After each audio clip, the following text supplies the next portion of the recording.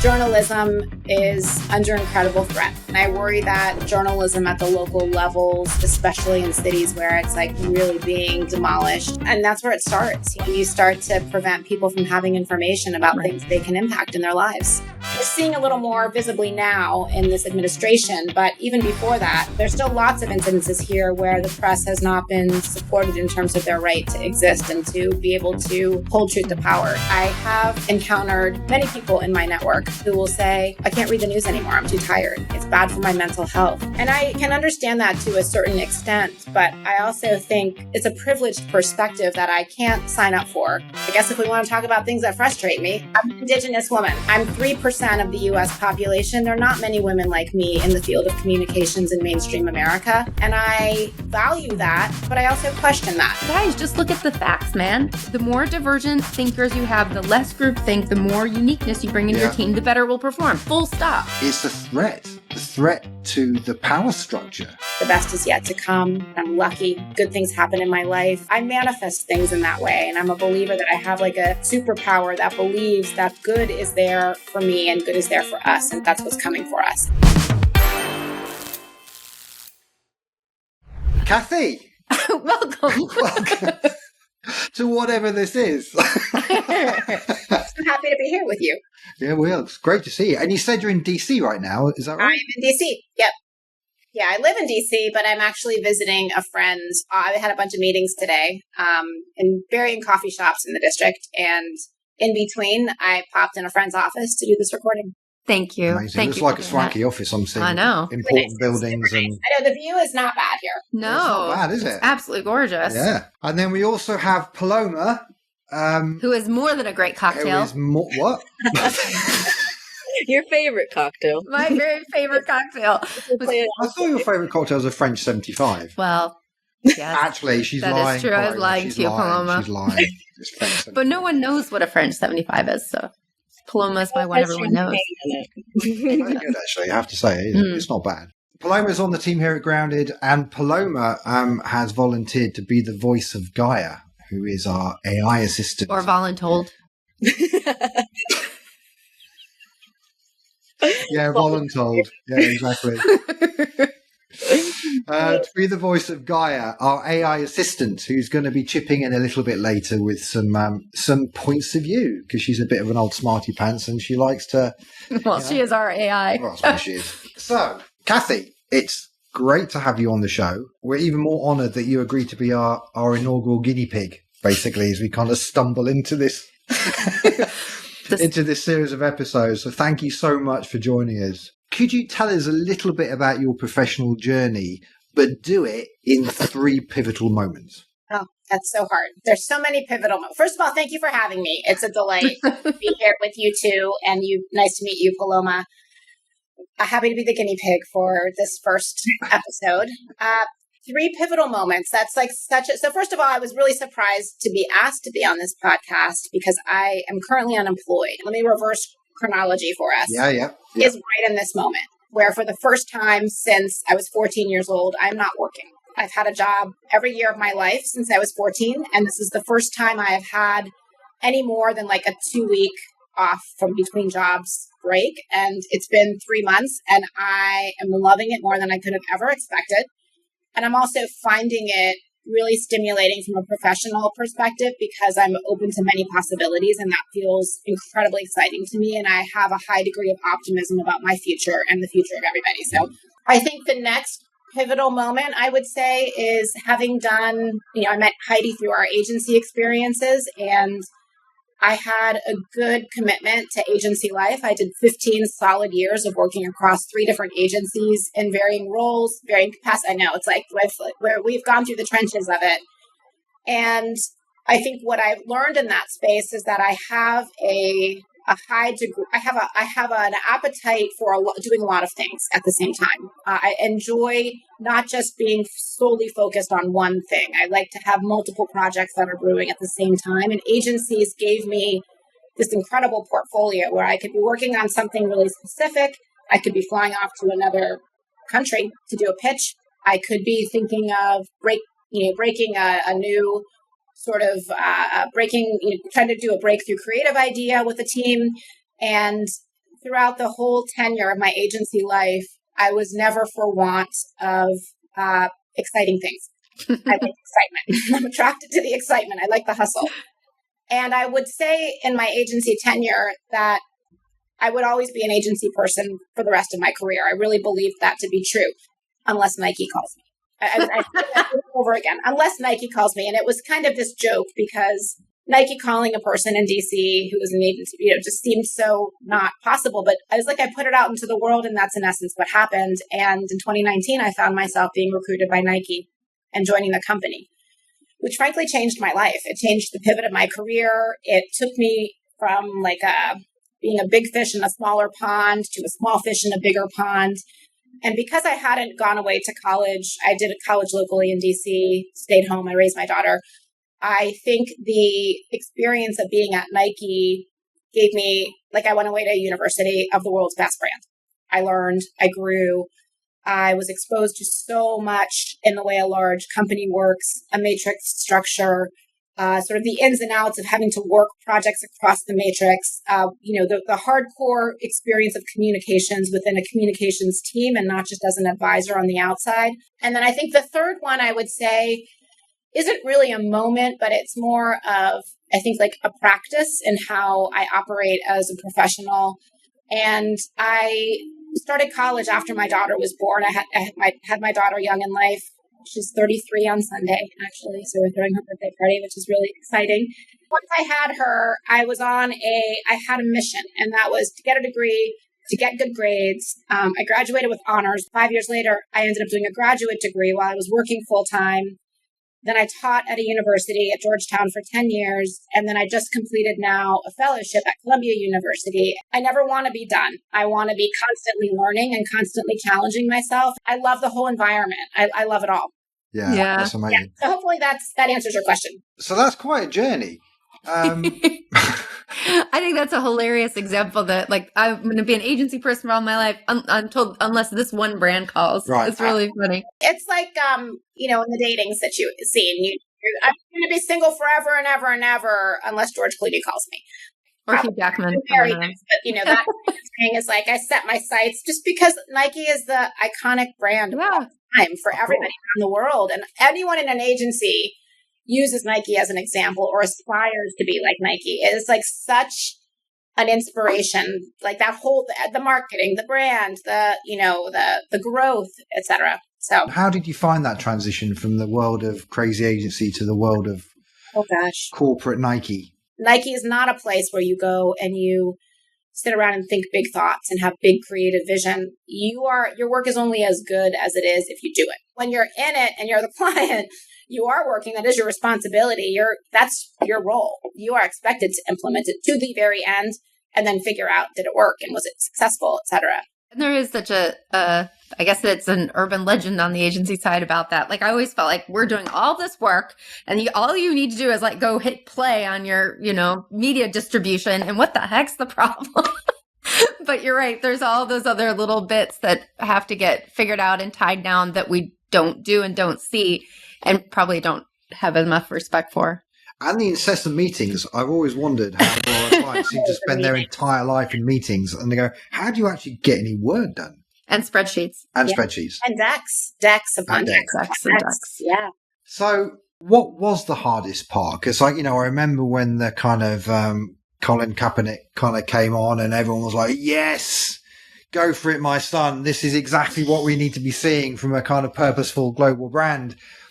And then after that kind of moment, it seemed to kind of dissipate. And then we just kind of got the impression that kind of, Nike was start to kind of eat itself a bit. What was your take on that? Was it just changing times and just not being able to keep up with just the dynamic? I will say that I think Nike, among many other companies, realized that making those types of statements in marketing can only be as good as you are if that matches your brand values. Right? And I think we've seen many examples where maybe in the season of Colin Kaepernick, companies were being more provocative about what they stood for or putting messaging out. But if you really unpack some of those issues and topics, are those actually things that align to the brand's values?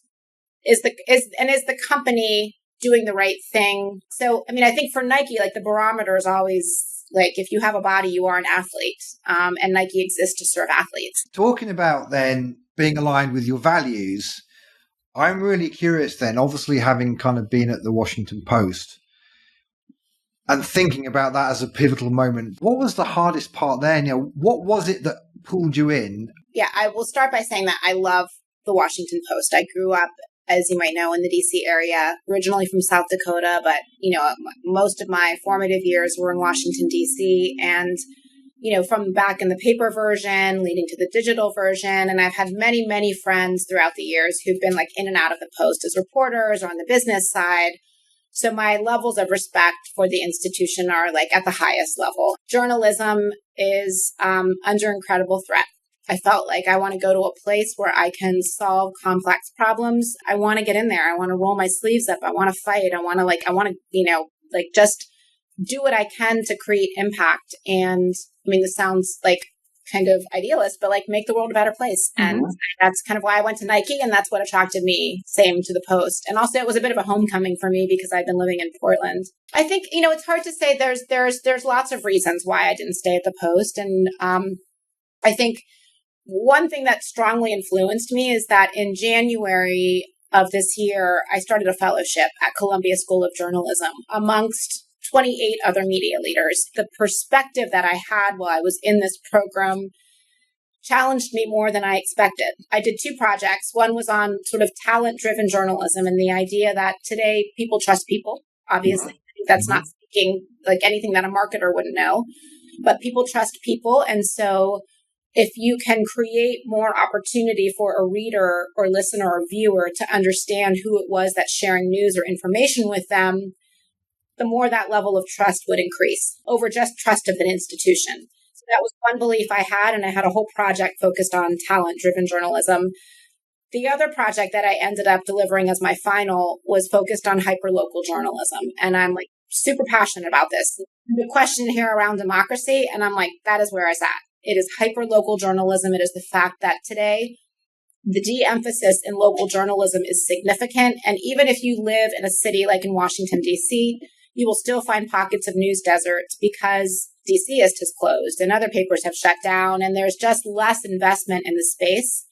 And I believe that democracy is, a healthy democracy. This really matters, especially at a time where you can't control what's happening in the broader world, in the broader context of the US, but you can be involved at your local level. And a lot of people don't know how, or they don't have access to the information to do it. So I spent, 10 weeks doing a kind of a deep dive research in the space, looking at DC as a market and putting together a business proposal for a new effort in the local scene that may or may not launch, but that's where I've been spending my time. And so, in terms of my own growth and my future, that chapter for me is done at the Post, and I'm okay with that. I have no regrets about joining, and I have no regrets about leaving. But I am optimistic about staying in the journalism space in the future, if that's where the road leads me to. I'm just looking at my question list, and our next question was, so what is your unshakable belief about the world? But I think you've maybe just stitched that together in what you just talked about. You say democracy dies in darkness. Is that somewhere close to your kind of overarching belief about the world and everything in it?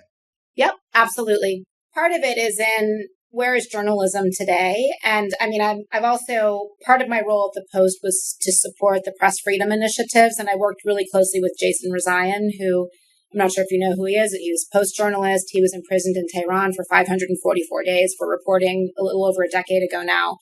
And being close to someone like Jason opened up my eyes significantly to the threats that the press faces, just in terms of whether it's in the United States or outside. I think one of the things through the years that I've understood this challenge is that, we're not doing a lot better in the U.S. than other countries are that where you might expect press is under threat. It is equally so here. I think we're seeing a little more visibly now in this administration, but even before that, there's still lots of incidences here where the press has not been supported in terms of their right to exist and to be able to hold truth to power. So those are some core beliefs that I have. But on the local, I guess the other threat that I see innately is apathy. And this is something I did want to talk about. I have encountered many people in my network, surprising people who will say, I can't read the news anymore. I'm too tired. It just really upsets me. It's bad for my mental health. And I can understand that to a certain extent, but I also think it's incredibly privileged. It's a privileged perspective that I can't sign up for, because if you check out and you're staying not active, you're accepting the way things are. And I really believe that at the local level is like, even if you can't control, again, what's happening in a national space, at the local level, you can be involved in your own community. That's also threatening to democracy. Is, if you are apathetic about what's happening in the world and the country, are you apathetic about your own community? And then what happens? Like, that apathy is contagious. It spreads. It spreads. So those are my concerns. It's more about remaining an active and engaged citizen and being awake and alert. And I feel it is my responsibility to be that way, to do that. And I get the sense of powerlessness when you're just listening to all of this horrific events and all the time. And that's all you hear. It just reduces you to a passive listener where you just feel powerless and you just feel like you're unable to actually kind of make a difference and move forward. And then I think when the media becomes a mouthpiece for what is obviously, propaganda or just plain bullshit, and then you attribute the same, lack of credibility, authenticity, content or substance to the channel as well as the person that's, being covered. And I think that's, for me at least, that's kind of why I sometimes struggle with it, because I'm just losing faith and credibility in the standard of journalism and the organizations that are supposed to be representing it, full stop. It's less about the content maybe, and it's just more about the fact that allowing it to happen. and I think that's the bit I struggle with. Yeah, maybe. Honestly. I think for me, it's maybe I've built up a little bit more of a sensationalism alert. Like I think the 7 does a really good job of just kind of walking you through those right. Points, yeah. And they do it, I believe, fairly, in a fairly level way. And they also always end with a more out there, I'll say slightly more optimistic, kind of not a heavily loaded piece at the very end. And so what I've appreciated about that, and what I'm trying to do, not always successfully, is to bring a level of levelness around and forgiveness, and how I'm trying to look at not even just journalism, but just the news in general, because it's so easy to get sucked into the division, and therefore only listen to those that are over here that seem to think along the lines I do. So I'm going to put the blinders up around these, and that's what I'm having no patience for. So I'm trying to be more level. I'm trying to take the information in, try not to let it bury me in negativity, because you're right. You can't turn the ears off and go like, la, la, la, none of this is happening. It's a fact that people don't want hard news all the time. And that makes 100% sense. It's not at all what I would be recommending. But there is a way to serve it that is considerate of the user. And like, if you stay grounded in the user, you will end up finding out like opportunities to better serve that person. It might be breaking it up with a game or a soft spot, or that 7th piece. You're right. The 7th piece they do is usually generally something a little more weird, like weird news or like news. Other papers and media companies do that as well too. But cracking the code of helping people understand the information they need that makes them active citizens, right, while giving them other opportunities to sort of, soften that. New York Times cooking, New York Times games, all of those are part of that equation as well too. So yeah, I love that. Best way to actually change people's mind is to actually get them to do something. And as I'm listening to you, Kathy, I think that's what you're saying, isn't it? Is that I love that phrase you talked about, being an active citizen, is if you can start to apply yourself at a local level, it's bottom up, isn't it? That's where it starts, when you start to prevent people from having information about things that they can impact in their lives. And making them afraid to talk. Yeah. That's the other bit. Yeah. So before we wheel out Gaia and we put you head to head with our AI, I'm curious, what still frustrates you, no matter how hard you try? For me, how I value leadership and my responsibility as a leader and what I need to bring to the table to be a leader and how I bring my values to that experience.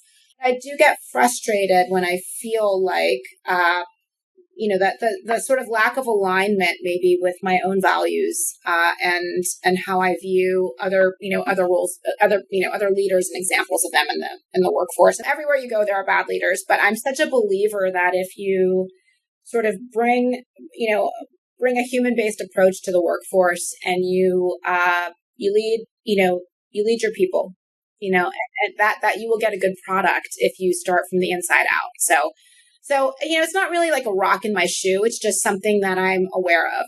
I'm sensitive to it. That's kind of my thing in the workplace, I think, is just my sensitivity around how I view that practice and the responsibility I think we're given when you're put in these roles to serve. So I think we talked a little bit about democracy. So not to just breeze over that, because that's a rather chunky subject. Yes. But in the interest of moving through and capturing your points of view on other things, why is DEI such a polarizing and contentious issue? Well, I mean, I guess my question is kind of the question itself. It's almost like rhetorical. I mean, why is it an issue? Like, why is it contentious?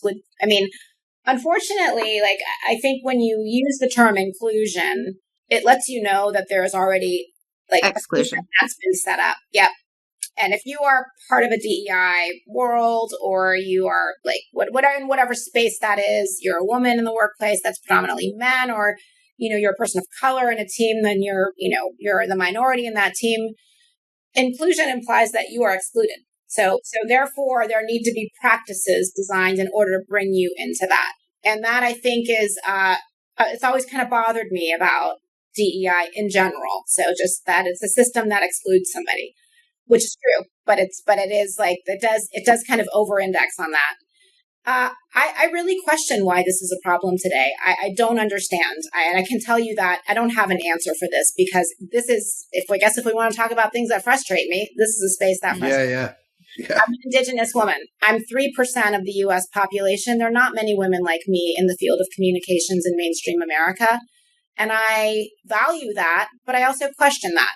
I don't know if you need to unpack years and years and years of like the Indigenous experience in the United States to go back and understand, well, Kathy, why is that the case? Well, that's because years ago, we weren't even citizens. And years ago, we were put in boarding schools. And years ago, we were given, spaces and land in the country, which are not optimum for education, health, infrastructure, clean water, et cetera, et cetera, et cetera. So I could go back and unpack all of that. We're not all coming from equal places here. Right. So I still have strong heart and respect for DEI, and also companies that have not backed away from those commitments that they made in 2020. Mm-hmm. I really respect it when I see a company that hasn't stepped away from that. It's disheartening. Today, the president of UVA stepped down. What the hell? Like, this is not this, because it's viewed that the DEI curriculum or practices at the university, which were, supposed to be stripped down, were not actually stripped down. And that's, my understanding just from like cursory readings of the news today. I don't know. I don't have an answer for this question. It flummoxes me, but you're also asking someone who is of a community that isn't seen very often. So it might be different if you ask somebody else. Right. Well, let's do that. Let's ask Gaia. Paloma, what does Gaia say? In Gaia's voice, I understand this is a topic that sparks strong emotions for many people. In my experience, Gaia has a POV. DEI, diversity, equity, inclusion, is contentious and polarizing for a number of reasons. Deep-rooted beliefs. DEI initiatives often ask organizations and individuals to rethink long-standing traditions and power structures. For some, that's a welcome change. For others, it can feel like a challenge to deeply held values and norms. Different interpretations. People interpret DEI in various ways. While one group may see it as essential for fairness and justice, another might view it as forced changes that upset established systems. These differing viewpoints can lead to heated debate. And then finally, social change and comfort zones. Changes that aim to include more voices, sometimes require existing frameworks to evolve or sometimes even be overhauled. When comfort zones are threatened, it can lead to resistance, which then gets amplified by broader social and political contexts. I mean, the themes that pop out for me, they're obviously power structures, fairness, comfort zone, and kind of, I don't know, cronyism in the sense it's systematic protection of existing structure and order, I suppose. Which you might even say patriarchy, I guess, is a kind of a term that might apply. Says the colonialism. Well, yeah, no, exactly. Yeah, exactly. Imagine how I feel sitting here. Bloody hell. So, yes, and maybe that's why it is right now, given the current climate, because it's a threat. It's a threat to the power structure. To me, it's just stupid to not support DEI, right? And point one is let's just put it in square fiscal terms, right? Because more unique groups outperforms those that are the same, right? Mm-hmm. We know this. Mm-hmm. Business knows this. Business succeeds better when you have more divergent thinking in the room. So, then DEI helps you get more divergent thinkers in the room. So it's just like, if you want to future-proof your business, if you want to help society change and grow, if you want your individual growth to happen, then get over yourself, get over the cushy comfort, and embrace difference, right? And it'll be better for your business anyway. Like, it's just the fact we put things in these boxes and say, ooh, this makes me either uncomfortable, or ooh, this is, we're prioritizing this group over this group. It's like, guys, just look at the facts, man. The more divergent thinkers you have, the less groupthink, the more uniqueness you bring in your team, the better it will perform. Yeah. Full stop. Yeah. Why are we overthinking it? Yeah. And actually, from an evolutionary perspective, that's how evolution works, right? According to Darwin. Yeah, according to Darwin. And Phil. Variation, and me. Variation, obviously, yes. Diversity, selection, choose the best bits, replication, keep doing it. So it's not hard, is it? That's how the world works. Yeah. Anyway, so yes, thank you, Gaia. Thank you, Gaia. Not bad. Kathy, anything to add? No, that was a very thorough perspective. It's interesting. I mean, I think it's just, that's a factual perspective, maybe not opinion, and came in kind of opinionated. So yeah. But Gaia has lots of experience to bring to that story. Apparently so. Based on Gaia's experience. So I know we're running up against time and we don't have you for much longer. Is there a question, Kathy, that you would like to ask Gaia? The only question that I kind of had is, like, when you think about senior leaders like us in the brand or communications space, what skills are going to be most valuable in the future? Given we have AI that is doing a lot of things in a fast-paced, surprising way that we haven't seen before. Interesting question. I'll let Paloma plug that into Gaia and give Gaia a chance to kind of cycle through her extensive experience. Should we guess answers, though? We could do. I think it's going to be creativity. Innovation and creativity. That's my guess. Do you have a guess? Yeah, maybe partnership. Yeah, maybe linked to that, partnership and collaboration and working in... Collaboration's good. Yeah, collective and teams and all of that kind of stuff, maybe. And just wisdom, actually. And speaking of which, the last question almost to kind of wrap up, Kathy, is, what's the one thing that you would leave listeners with? What was the one thing that you would urge people to do based on your own life experience and your own wisdom? I'm an optimist. I'm an optimist by nature. And I think that mindset for me of believing that the best is yet to come, that I'm lucky, that good things happen in my life. I manifest things in that way. And I'm a believer that I have like maybe it's a dysfunction, but it's a superpower that believes that good is there for me and good is there for us. And that's what's coming for us. And so I think it's just kind of the way I carry myself in my life. And, I think, I recognize I'm lucky in that space. Not everybody wakes up thinking that way. Some people wake up thinking like the world is a dark place. And I get that, I don't expect that everybody can just adopt this mentality. But for me, that's something that I carry with me. So do the thing, I think, would be one recommendation. And the other would be, don't underestimate the power of your own mind to be able to make your world what you want it to be. Yeah, I love that. Amen to that. What did Gaia say, Paloma? Yeah, what did Gaia say? Well, To start, Guy said that's a great question. One that's on many of our minds as we see the pace of technological change accelerate. And then the first is digital fluency and AI savvy. Leaders will need to understand how AI tools work and how to leverage them. This doesn't mean becoming a coder, but rather having enough digital literacy to assess AI-driven insights, integrate them into strategy, and maintain transparency about how data is used. The second point is strategic agility. The fast pace of innovation. Yep. The fast pace of innovation means that plans might need to pivot quickly. Leaders who can blend long-term vision and with short-term adaptability will be best positioned to navigate both evolving market conditions and emerging technological trends. 3, creativity coupled with analytical thinking. While data is invaluable in understanding consumer behavior and emerging trends, creativity remains the heart of compelling narratives. The ability to combine analytical insights with innovative storytelling will help brands stand out and be authentic in a crowded digital space. Really good. Yeah. Not bad. There's Not more. bad. It's somewhat comforting, right? I mean, yeah. We're in the people business, all of us. And yeah. Right. Amazing. Thank you so much, Kathy. Really. Yeah, this was great, Kathy. Thank you. Thank you all so much, and looking forward to seeing how this ends up. Yeah, me too. We are too.